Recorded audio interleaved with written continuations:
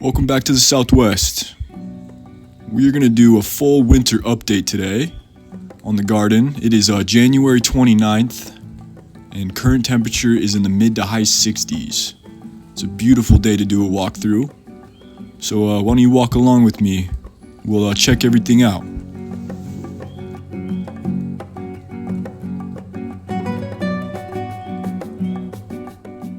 Well, while we're here, might as well stop at my favorite plant in the whole entire garden. This is my Trichocereus terscheckii, or the Argentine saguaro, hailing from the high Andes mountains in Bolivia and Argentina.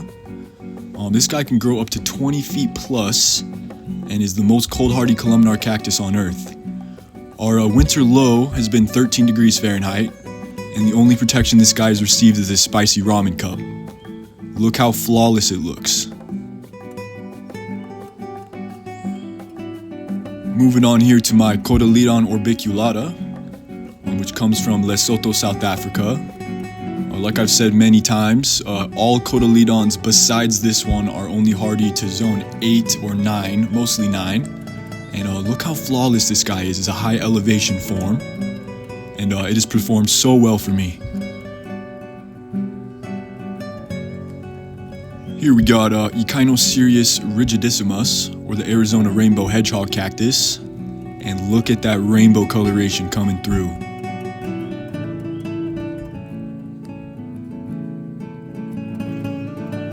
Got our first Utah native plant here. This is Agave utahensis iborospina. I actually bought this from a guy who collected the seed in southern Utah in the Mojave Desert. And then we got another agave here. This is my absolute favorite agave on planet Earth. This is Agave ovatifolia, also known as the whale's tongue agave. And this is the largest agave I have in the whole entire garden. This guy can reach widths of about 5 feet. Very large. Now this one, I was not sure how well it would do over the winter. This is Aloe aristata. I'm sure many of you guys know how sensitive aloes are to cold, but this is a good one for zone 7, guys. This one does totally fine. Look how healthy it looks.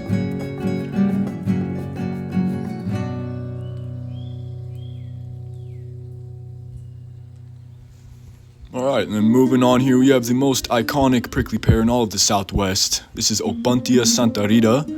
And you'll notice that flower pot under those really heavy pads there. I was a little bit worried about them breaking off and them kind of drooping a little bit, but nothing's happened so far. Basically just did it as a precaution.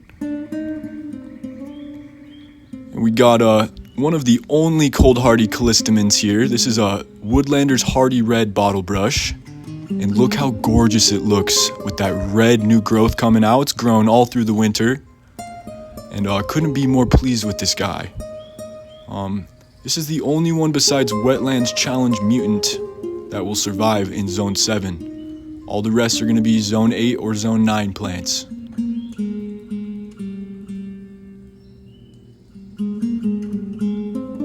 Alright, moving on here to one of my many favorites. This is the Ocotillo, or Fouquieria splendens, native to the southwestern United States, Arizona, New Mexico, California, and a little bit of Nevada as well. I'm going to show you a close-up here so you guys can see all the chlorophyll in these branches to see that they are still alive. A lot of people do not know that their Ocotillos are actually dead, but mine is very much alive here. I'm really crossing my fingers hoping that the flowers and leaves will come out this spring. But we will have to wait and see until monsoon season.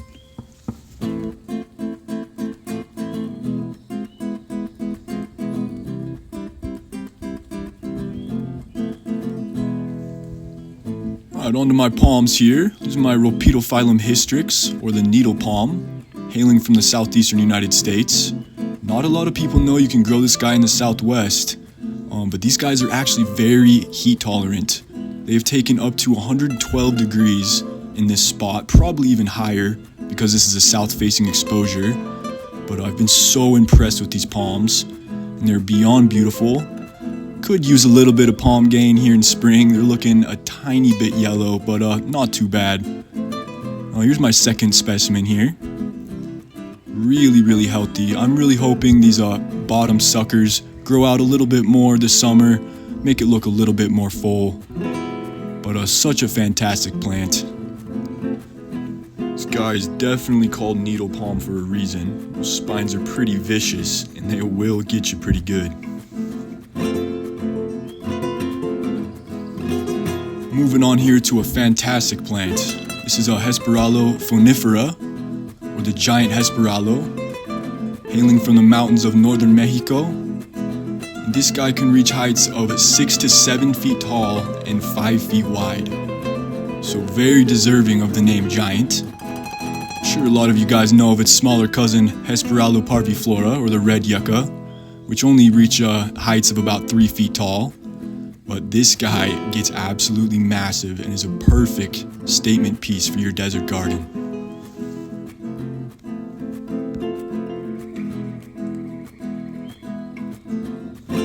Moving on here to my Western Hills Hebe. I was a little bit worried about it because it struggled over the summer with all that heat, but it is completely recovered over the winter and looks perfect. I'm super stoked to see the flowers here in spring. And we got another Utah native here.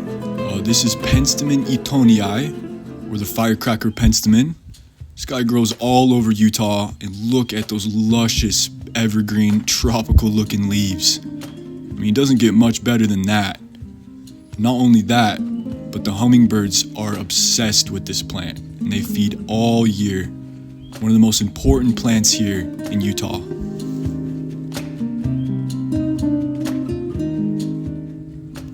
On to another fantastic Utah native evergreen penstemon. This is Penstemon pinifolius. This grows all over the mountains in southern Utah and throughout the rest of the Southwest. Gets fantastic little red trumpet flowers. Hummingbirds also are obsessed with this guy.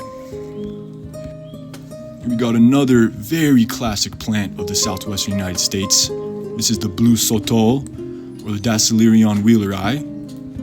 I love these guys so much. They always remind me of bromeliads, like dickeas or puyas or something, with those spines along the leaf edges. Now, these guys are mostly regarded as Zone 8 plants, but if you live in a dry climate, Zone 7A/7B is a perfect place for them, and they will do totally fine. And they do form trunks up to a height of about 5 feet. Now on to one of my favorite plants of all time, hailing from the Sky Islands of southeastern Arizona. This is Vaquilinia californica, or the Arizona rosewood. This one is a little bit harder to find, but if you live in Utah or the rest of the Southwest, definitely doable, and a perfect substitute for oleander, non-toxic, and can reach heights of about 15 to 20 feet tall, and a beautiful, luscious evergreen leaves. Very drought tolerant, and just one of the all-around best plants you could plant in the Southwest.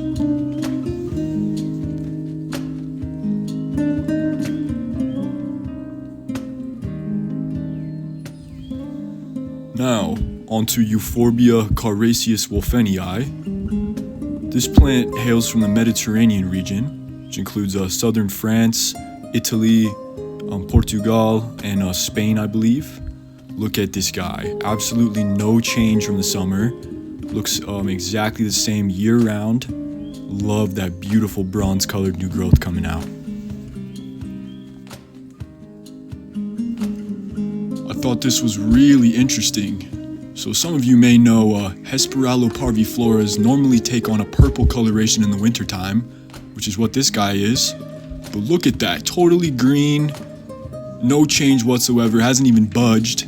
Hasn't even been cold enough to make it turn purple. But it's interesting because the rest of my Hesperalos definitely are taking on a little bit of a purple coloration, but this guy has not even changed whatsoever. And honestly, I really appreciate that. I really dig that blue-green coloration through the wintertime. Alright, then we just got another high-elevation form of a Cotyledon orbiculata. This guy's looking a little bit drought stressed. You can see it flopping over a little bit, but I did give it some water. Hopefully it corrects that. And we got the beautiful, colorful Euphorbia ex martinii Ascot rainbow. look how luscious and colorful and evergreen this beautiful euphorbia is.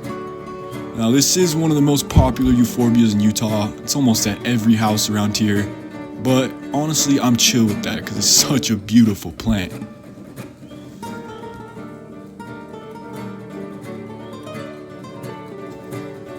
Now, besides Trichoceres terscheckii, this is my absolute most prized possession. This is my Quercus hypoleucoides, hailing from the Sky Islands in southern Arizona. It grows with Vaquilinia californica.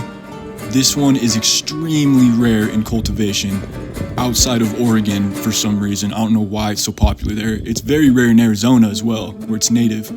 Finally got my hands on this beautiful evergreen oak. And we got another native to the southeastern United States. This is Yucca aloifolia, or the aloe yucca. This yucca does appreciate a little bit more water compared to other ones, but as you can see, it absolutely thrives here in the desert. I have filmed this guy in its natural habitat in Texas on the Bolivar Peninsula, if you guys want to check that out ever. Definitely in my top 5 favorite yuccas, without a doubt. Now I just wanted to show you this continuously blooming ARP rosemary. This guy's been in bloom since early October. Even through the little snowstorm we had, this guy was still blooming strong.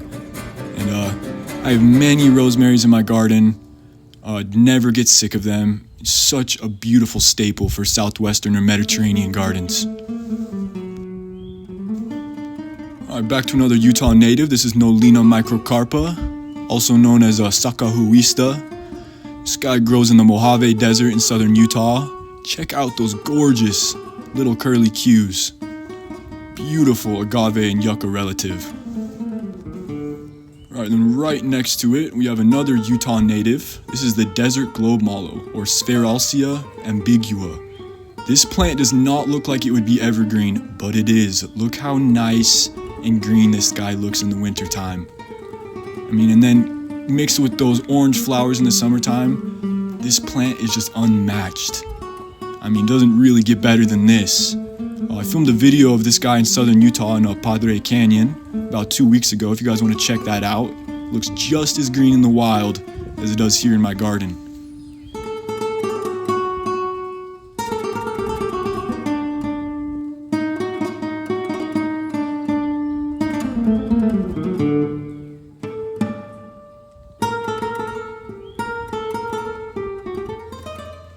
Here we have the most beautiful sedum on earth.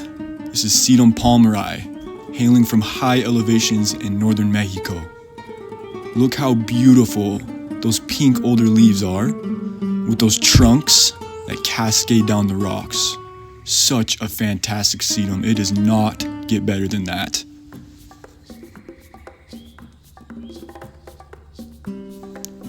Now this is Ruchia indorata, or the shrub Ruchia, native to Lesotho, South Africa.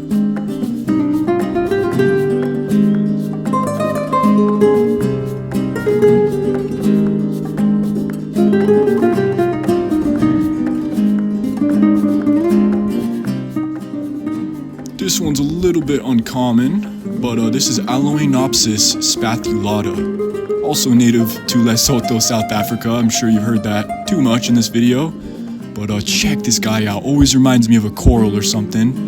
Love those little bumps on those leaves. Such a nice texture.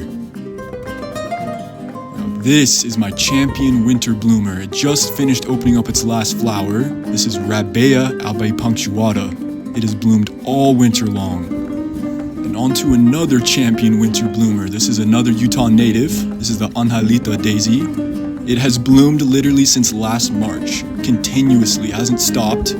Doesn't have many open flowers right now, but you can see many buds right there, and there's one that's just about to open here in late January. Such a fantastic evergreen.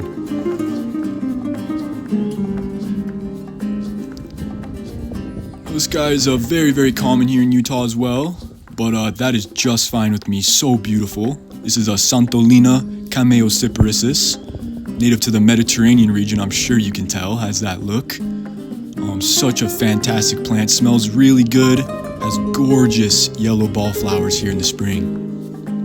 I know you guys like this one a lot. This is my Agave parii coesii. It's a little bit harder to find, hailing from the Sedona, Arizona area.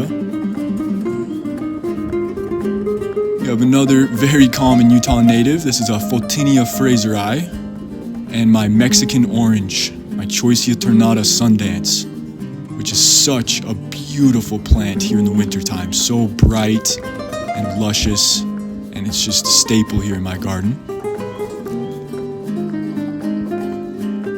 Now, this was definitely a pretty big experiment.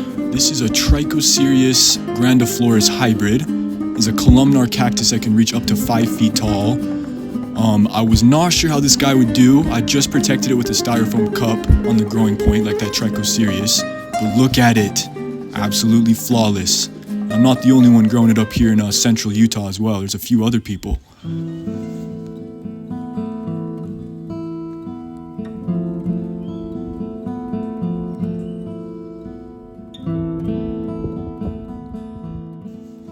This is just another type of rosemary I have in my garden. This is a Madeline Hills rosemary. It doesn't taste or smell quite as good as ARP, but still very, very gorgeous. A little bit more green in color.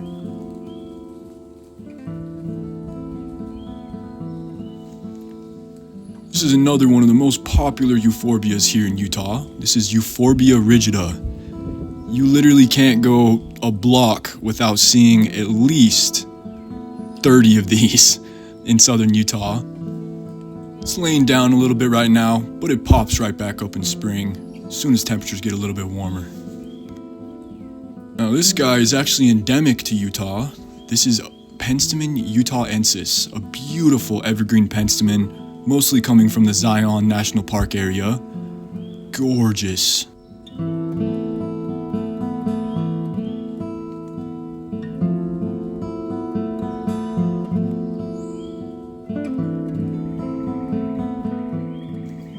And here's my other agave Perryi huachucensis, hailing from the Huachuca Mountains in southeastern Arizona.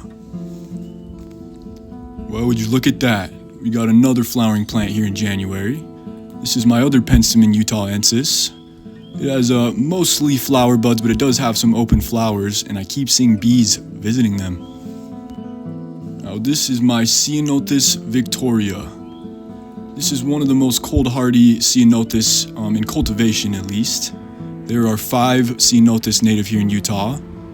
I just love the leaf patterns, so gorgeous. This guy was found in British Columbia, so that's why it's a little bit more cold-hardy than the rest. So beautiful. Got my other specimen here. These guys are very, very fast growers, so I will be taking that shrub out next to it once this guy gets a little bit more size.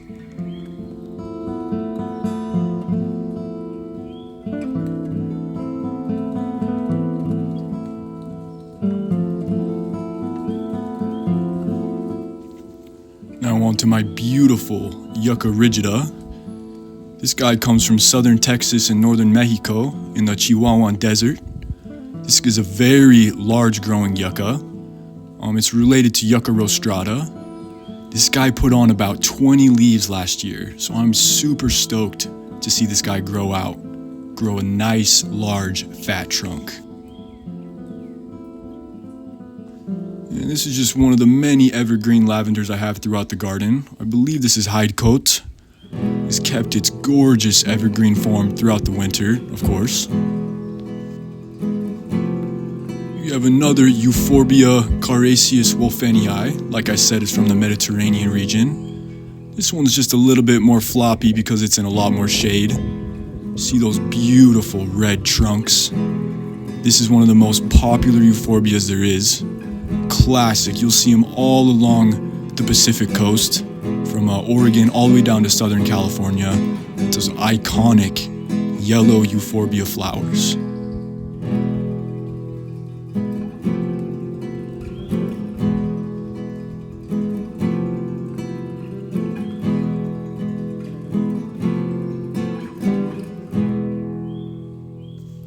Right over here we have the other Hesperaloe I have in my garden. This is the yellow yucca, and as you can see, it keeps its beautiful blue-green foliage all throughout the winter, unlike that red yucca right next to it, which is very purple.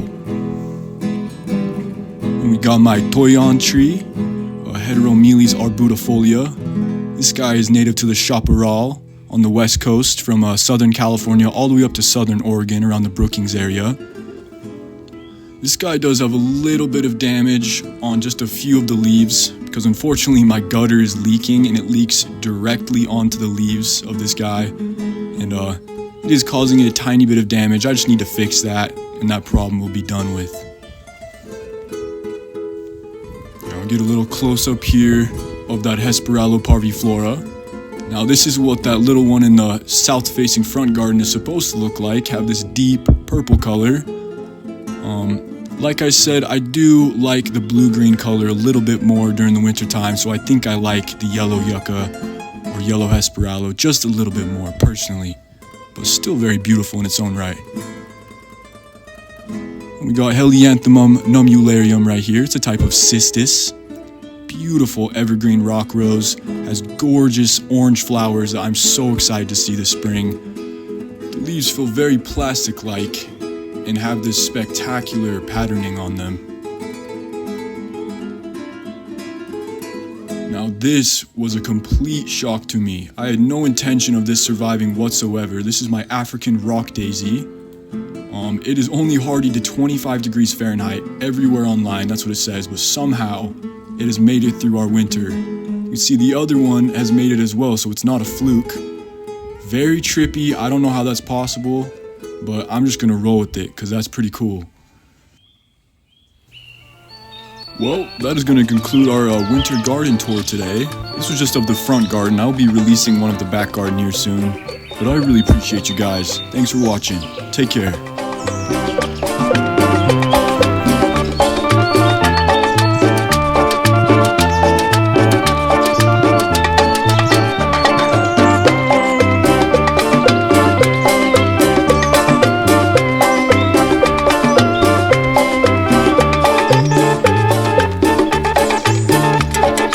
Ya se ha muerto mi abuelo, ya se ha muerto mi abuelo, tomando trago, tomando trago.